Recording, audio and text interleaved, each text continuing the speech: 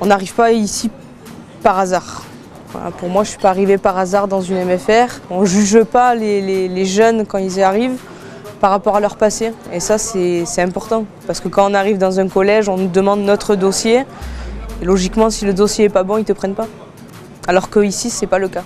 Quand je suis arrivée en 3e, c'était vraiment catastrophique. Et puis après, j'ai peu à peu compris que c'était le moment de mûrir aussi, de grandir. Et puis en milieu professionnel, il faut une certaine maturité pour pouvoir rentrer dans ce milieu-là, quoi.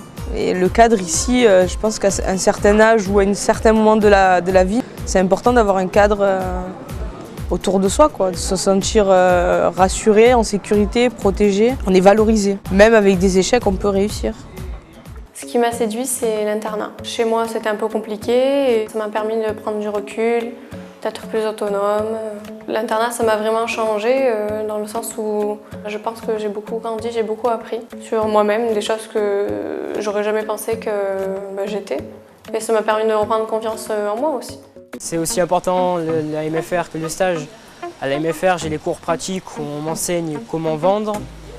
Et en stage, en fait, je vends en situation réelle en utilisant les méthodes que j'ai pu utiliser en cours. C'est complémentaire. Avant tout, les jeunes qui choisissent l'alternance, c'est des jeunes qui ont besoin de sens, c'est des jeunes qui ont besoin de pratique, de concret pour pouvoir réaliser leur projet professionnel. Le stage leur permet d'être en réussite. La plupart du temps, 95%, on a vraiment des situations de réussite en stage. On a des jeunes qui ont choisi leur milieu professionnel, ont choisi leur lieu de stage et aussi sont confrontés à des adultes. Lorsqu'ils sont en lieu de stage, ça les sort un petit peu d'un contexte scolaire habituel. C'est vrai que le stage les grandit et la partie à la MFR permet aussi de faire ressortir davantage qu'ils ont acquis en stage et leurs capacités. On essaye souvent de faire le parallèle entre ce qu'ils apprennent en classe et la manière de pouvoir l'appliquer en boutique.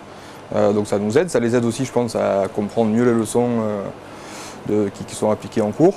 Et de faire le côté pratique en magasin, ça fait une belle passerelle. Ouais. On a la partie aussi du premier pas en immersion dans le monde du travail. Donc ça va de la tenue, au respect des horaires, au respect des consignes d'entreprise, en plus de tout ce qu'ils apprennent au niveau clientèle. Nous, l'intérêt après, c'est qu'elles puissent continuer à travailler avec nous. Ouais. On sent qu'ils sont très bien encadrés au sein de la MFR et qu'il y a un réel suivi derrière. Ouais. Ce qui m'a motivé, c'est le fait de voir que les formateurs étaient vraiment derrière nous, qu'on se sentait vraiment épaulés et que c'était pas comme dans n'importe quel lycée où on rentre le soir, on est tout seul devant nos devoirs. Ici, si on n'a pas compris, ils sont là pour nous réexpliquer. Ils sont vraiment derrière nous pour qu'on réussisse bien, quoi. C'est pas seulement le rapport enseignant-élève en fait, c'est-à-dire qu'on a des élèves qui vont nous parler de choses qui leur arrivent le week-end. Un gamin qui va mal, il va pas pouvoir travailler ses maths.